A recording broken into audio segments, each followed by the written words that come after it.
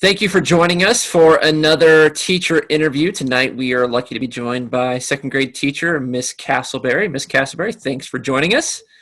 Thanks for having me. I'm It was excited. nice to actually see you yesterday when we came by to surprise the eighth graders. Yes, that was super fun to see actual people that I know. Yeah, I always heard Miss Russell talk of you as your neighbor, but I thought she meant just like that you lived somewhat nearby. You live right across the street, don't you? Yep, right across the street. Right across the street.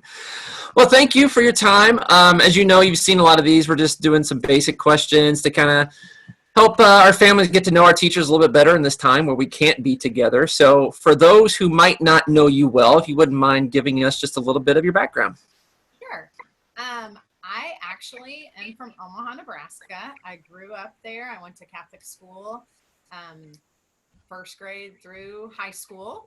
Actually went to a school called Roncalli and a school called Marion, which are similar names, Yeah. just up north, which is a coincidence. But I went to school to be a teacher initially and always wanted to be a stay-at-home mom, but thought I would try to find a career that I could maybe do both. And then in the middle there, I kind of thought I would switch and try to be a dietitian and went back and forth. Anyway, I went to University of Kansas, then I switched to University of Nebraska, and then I fell in love, moved to Indiana, and I finished up at IUS, and I got my degree with a specialty in learning disabilities. All right. So I actually started out teaching at Hazelwood when it was a junior high. Okay. Special ed. And Yeah, then, and you've had a few different roles at Our Lady, haven't you? yes, I Yeah. actually got back into Our Lady. Throughout the time I was off, I stayed connected with education through tutoring. I tutored lots of different ages for several years. And then there was a preschool opening that I read in the bulletin one day. It was for a preschool assistant, I think, and there was a teacher role. But I went in and interviewed, and I was really interviewing for the assistant for some reason. And Miss Horton was like, well, you're a teacher. What about the teacher role? So I started out in pre-K there and worked for 3 years in pre-K before switching to second grade. Okay. In addition to being a teacher, you have three children of your own who've all been through Our Lady as well. So while maybe not being there the whole time as a teacher, you're very familiar with the place, aren't you? Yes, Yeah. very much so. I've gotten to experience all the grades. Caroline even started out in the child care ministry when it was kind of newly going. So Okay. definitely gotten to experience the gamut of all of that. And that's something I've mentioned before to, I mention it all the time when we have tours and I'm meeting families for the first time, is the number of teacher kids that we have. And I bring it up as a positive for our school because I think most people know, and if they don't know, you guys, as our staff, teaching staff, make certain sacrifices teaching in a Catholic school versus the public system, especially someone like yourself who've been in the public system. And on top of that, you choose to send your children there as well. So I think that says a lot about the education that you feel students are receiving at our school. Yes, definitely. I actually, we started out at St. Anthony and then we ended up moving to New Albany, and we still went to St. Anthony for about a year when we lived in New Albany, but it was kind of like a perfect storm. We had moved and then they had just opened the preschool at Our Lady, and I didn't want kids in two different schools. So we looked into Our Lady when JD was going to be in second. Okay. So that was our first year at Our Lady, and we have been very, very pleased. My own personal kids have definitely excelled, proven to be very prepared for high school, college. It's just been a blessing to have them have such a strong curriculum. Yeah, it's good to hear. So let's talk a little bit about second grade. There's a lot going on in second grade. So why don't we start first with um, what I'd like to start with is the sacraments and everything involved in second grade. You guys do an amazing job of prepping the kids for first communion, for first reconciliation. Um, that is your religion curriculum, correct? Yes. Yeah. We pretty much concentrate on that solely with we throw in, various things related to the holidays. This year, our theme was Choose Kind. So there were several activities with that. But the crux of our curriculum is actually, I have a little prop here. There you go. Kids get this Bible, this giant Bible, and it's really cool. They take stories and they blow them up, and then they're easier for the kids to read, but they could also read the actual Bible version. So there is the little teeny print Huh. version as well. So the kids start off first semester preparing for the Sacrament of Reconciliation. And we have a whole program that goes with that. And then they make their first reconciliation mid-December. And then coming back for second semester, we start on preparing for First Holy Communion. And same thing, we use the Bible. They have these little pamphlets kind of things, activity booklets, and then this is the biggest part they love. They have this treasure map, and each chapter they get to add a sticker until it gets them to the end. So they are always excited. Can we put our sticker on our treasure map? They love that part. Yeah, and of course this year that got interrupted slightly, and I know we plan to still go through a lot of that next school year with them being as third graders, but so be it. And one of the main reasons we wanted to do that is I know that you guys put a lot of time and effort into the retreat that they have before First Communion. Tell us a little bit about what happens on that day. Well, the retreat has been near and dear to my heart even before I became a second grade teacher. I don't know if I got involved through my women's Bible study or my connection with Leland Orberson and Lori Hamilton. I'm not sure where it started, but I helped with the retreat long before I was even a teacher. Okay.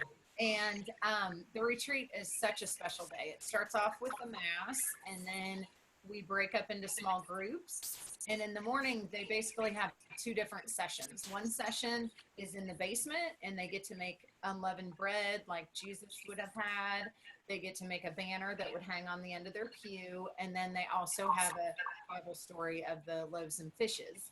And then upstairs, they go through the 7 sacraments, and they get to see the sacristy and go back there behind the altar, and they love seeing that. And the NJHS students help with that, and they have always done a fantastic job. I'm a little sad this year that Caroline won't get that opportunity, but my other ones have, so that's good. What's really nice is you've got not only our students, but also the other students who don't go to our school, who are going through the program, and their families and parents there that day. I remember I come over a little bit last year and just spoke to them briefly, and it was really nice to see because I'd heard about it, but I'd not really seen it. But it was really impressive, just the level of detail that you guys go to, and how big of a deal you make it. I think it shows a lot that the parents buy in, that they're there. And it's not just that. You guys have several nights during the year where, when I say your religion curriculum, but really it's much more than that, isn't it? Right. We do have several parent meetings. We Yeah. have kid meetings. The kids get to make a candle. They get to make an altar square. The big part of the day too that I didn't mention was preparing and practicing for the actual day. So in the afternoon they do that, and they get to practice receiving, which is always a hoot to see their faces after they've received the wine for the first time. So, and Father Joe instituted the idea of having little cups with the wine. So they receive the water out of the chalice to just get a feel for the heaviness of the cup and taking a small sip. But then they actually get to try the wine out of a little cup and see what a sip actually entails. Yeah.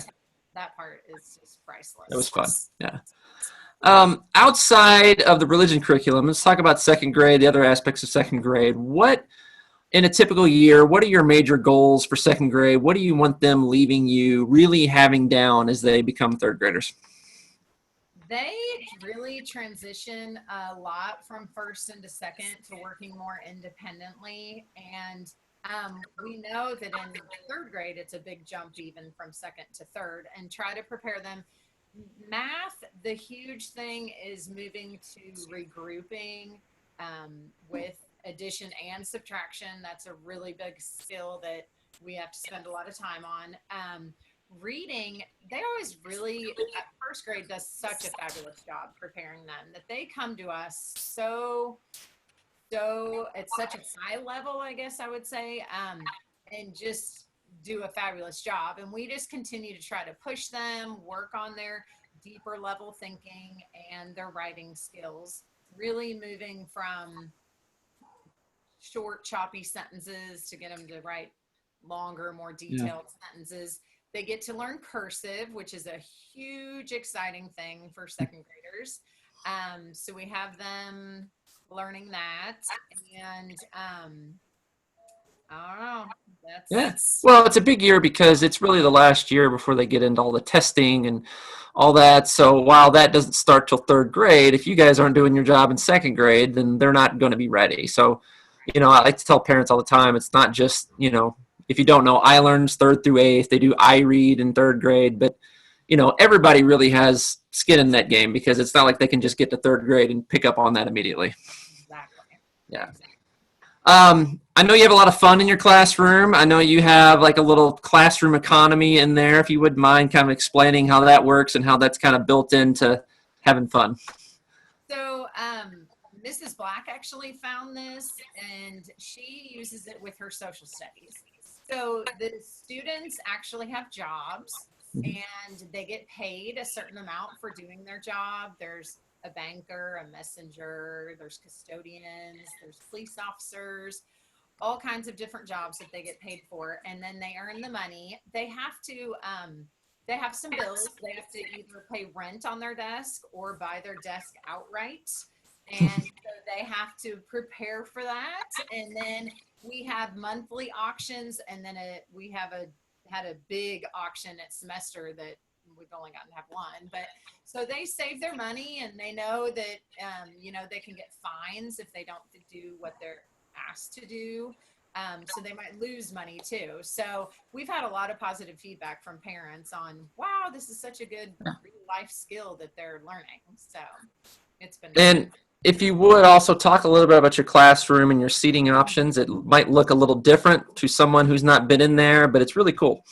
Yes, I caught on from those younger teachers that are all into the hip stuff, the kindergarten and first grade teachers about flexible seating. And I just really ran with it. I have never been a super big fan of, oh, sit in a seat for 8 hours a day and don't move.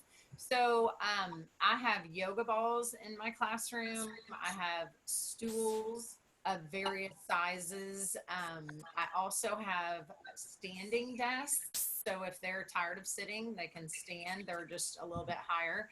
And then I have a big table on the floor so they can actually sit on the floor and work. I have a few yoga mats, the traditional chair.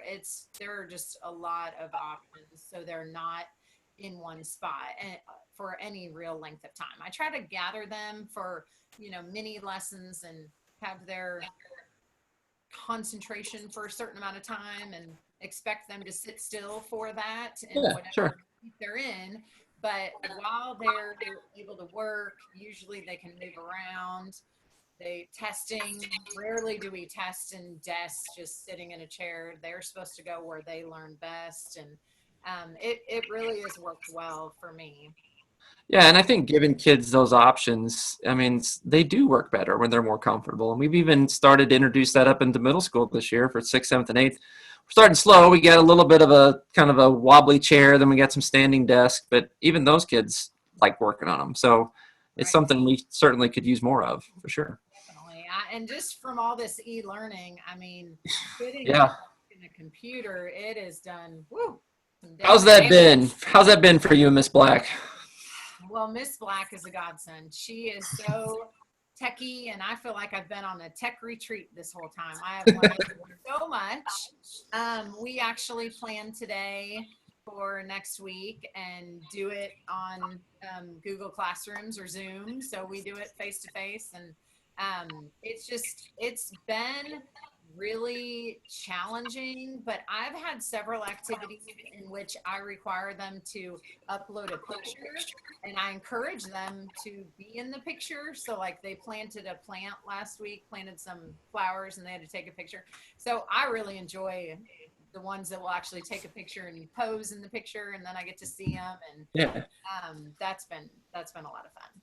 Yeah. I mean, I guess the one good thing about all of this is maybe all of us have learned something e-learning related that we could use and incorporate into our normal class, hopefully when that starts back soon.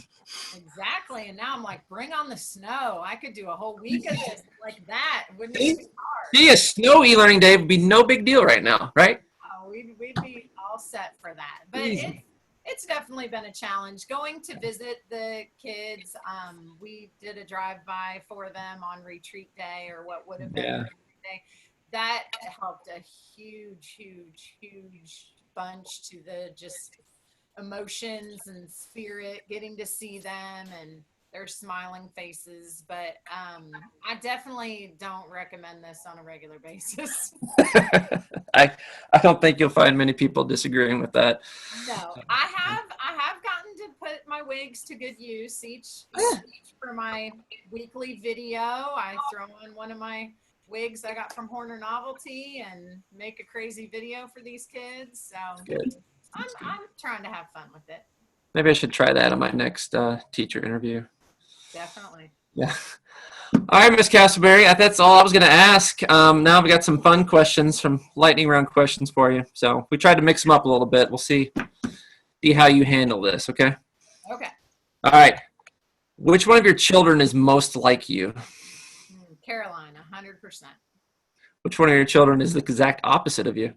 Lauren, 100%. Texting or talking? What do you prefer? Talking. I received the sweetest little message from Marilyn Faree, and I wanted to talk to her on the phone, and she was busy, and I ended up having to text her, and I was like, Yeah. darn it. I love talking to people. I love parent-teacher conferences. I just talk. You Definitely. do. I've heard you talk about that before. You do like parent-teacher conferences. Have you ever had a nickname?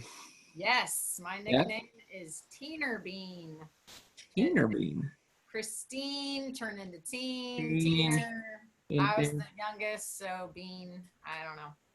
Okay. Favorite holiday? I don't know. I'm not a big holiday person. You're not a holiday person. Man. I don't know. I guess Christmas stresses me out, all the gifts, if they're going to like them. I would probably say Thanksgiving then, because there's just no gifts involved. I can just enjoy family time and chowing down on a bunch of good food.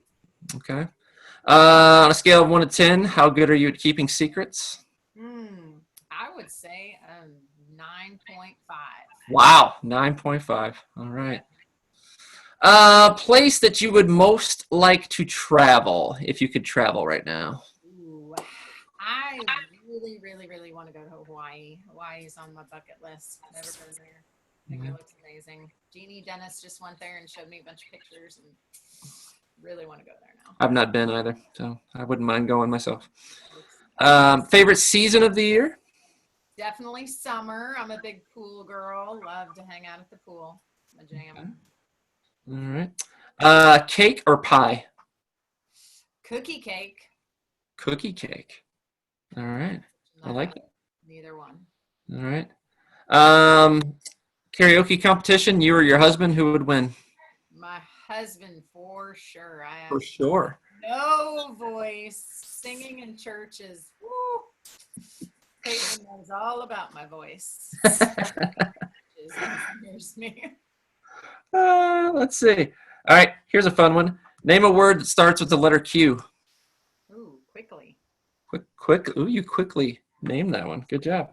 Emmanuel quickly. You know, he's a Yeah. Oh, yeah.